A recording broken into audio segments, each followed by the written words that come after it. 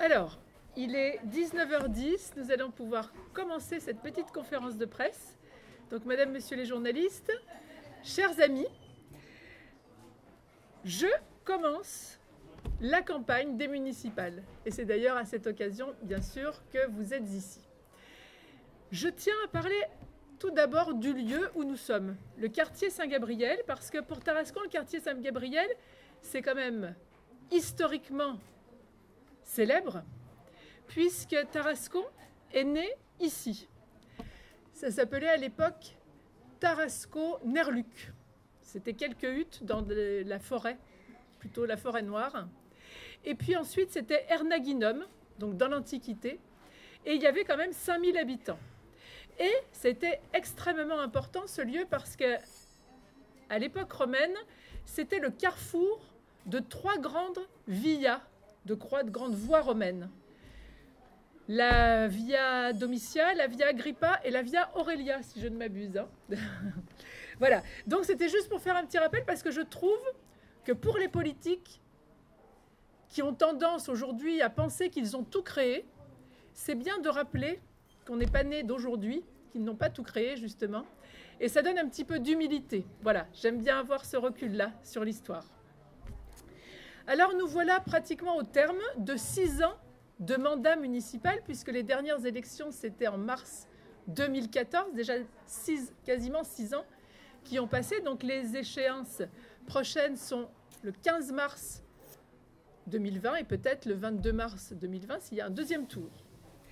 Et ces 6 ans, eh bien c'est 6 ans avec mon colistier Jean-Marc Dezeure qui ce soir représente, nous sommes 8 colistiers dans l'opposition à Tarascon, mais aujourd'hui Jean-Marc est à mes côtés parce que les autres colistiers, voilà. Il y a des gens qui sont malheureusement malades et puis il y a des gens qui n'ont pas pu venir, mais en tout cas nous sommes toujours une équipe unie dans l'opposition et nous nous apprêtons bien sûr à préparer les prochaines échéances.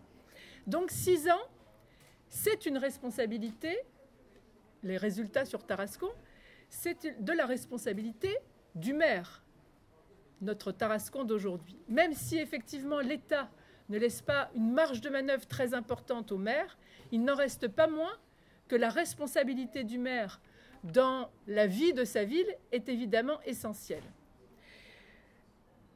Tarascon, tout le monde s'accorde à dire qu'elle s'est bien dégradée, cette ville. Et on pourrait croire, en se disant que l'État laisse très peu de manœuvre au maire, qu'il serait fatal que nos villes se dégradent. Or, nous avons la chance d'avoir comme voisin Beaucaire.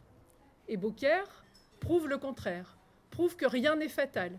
Si effectivement aujourd'hui en France, notre pays entier se dégrade, eh bien il y a des villes qui ont su, dans les 6 dernières années notamment, redresser et encourager et donner de l'espoir à leurs concitoyens. Donc nous avons un voisin qui nous prouve que l'inverse de ce qui s'est passé sur Tarascon est possible. Un voisin qui ne se retrouve pas derrière l'État.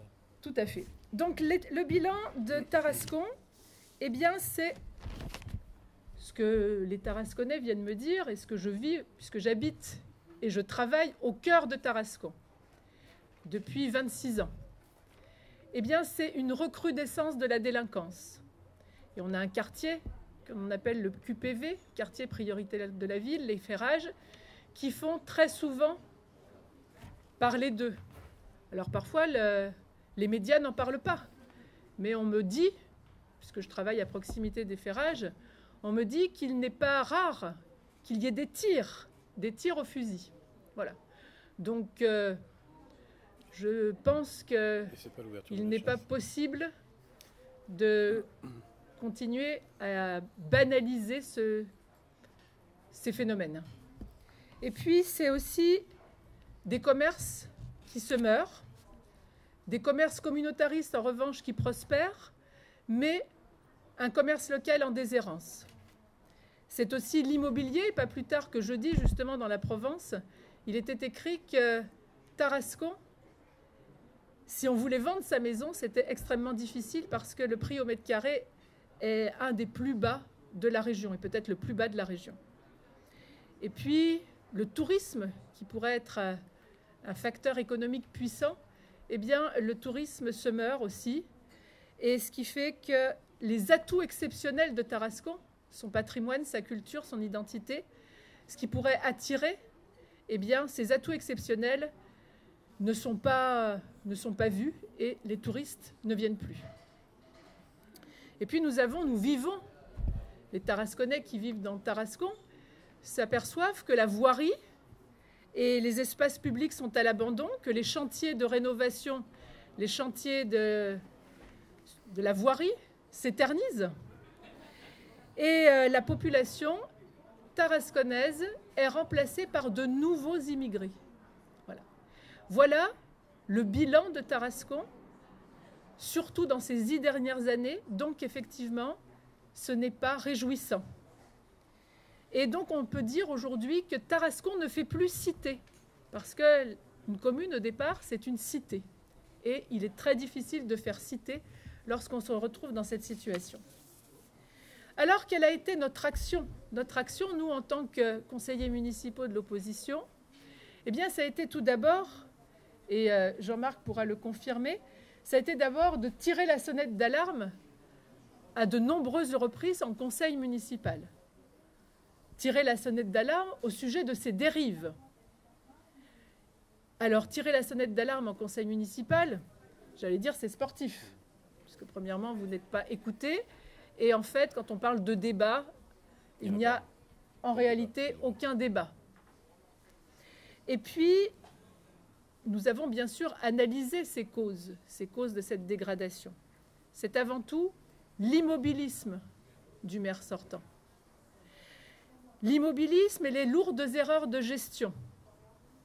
Capter l'argent public, capter l'argent des contribuables tarasconnais, et aussi capter l'argent public du conseil départemental, des collectivités territoriales.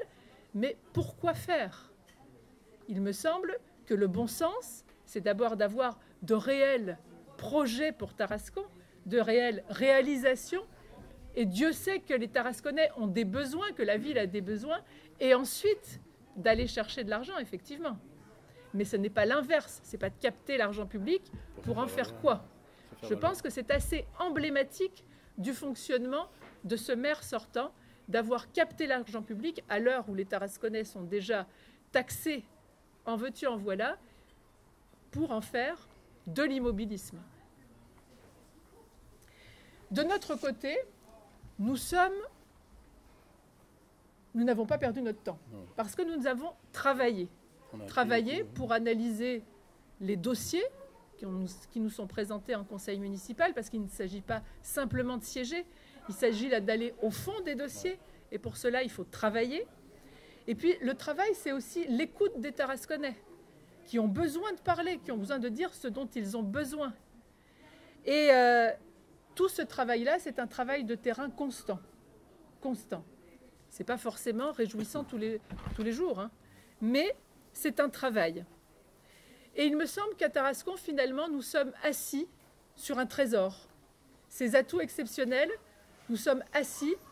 Et donc, les Tarasconnais, aujourd'hui, aimeraient que ce trésor soit découvert et que nous puissions le remettre en valeur et que les Tarasconnais soient de nouveau mis en valeur, justement. Donc, en fait, c'est le temps, aujourd'hui, du bon sens. Après avoir été pendant 6 ans dans une espèce de technocratie nébuleuse, eh bien, je pense qu'il faut revenir tout simplement au bon sens, parler normalement aux gens, parce qu'on a besoin de simplicité et de bon sens. Tout d'abord, je pense qu'on a besoin d'une qualité de vie au quotidien qui a disparu, la propreté. Et puis, avant d'augmenter la population, comme beaucoup de maires aujourd'hui cherchent à augmenter la population, eh bien, je pense qu'il vaut mieux, au départ, augmenter la qualité de vie de nos compatriotes avant de penser à augmenter la population. Et puis, au lieu de capter l'argent public, il est important d'œuvrer pour le bien commun. Et œuvrer pour le bien commun, ce n'est pas promettre aux uns et aux autres par électoralisme faire des promesses, c'est œuvrer pour l'ensemble de Tarascon, pour la cité de Tarascon. Et évidemment, ce travail-là aussi, il se fera avec les employés municipaux. Et j'ai rencontré pas mal d'employés municipaux qui ne demandent que ça. On a parfois tendance à leur reprocher justement cette apathie et cet immobilisme, mais eux ne demandent en fait qu'à travailler. Mais encore faut-il que leur patron veuille œuvrer en les respectant et puis surtout en travaillant avec eux. Donc, j'allais dire qu'après ces 6 années de travail pour Tarascon, dans l'optique justement un jour de pouvoir œuvrer pour ce bien commun, eh bien il me semble que ma candidature s'impose très naturellement. Voilà, c'est ce que je voulais dire ce soir et du coup je serai à l'écoute de vos questions, monsieur le journaliste de la Provence.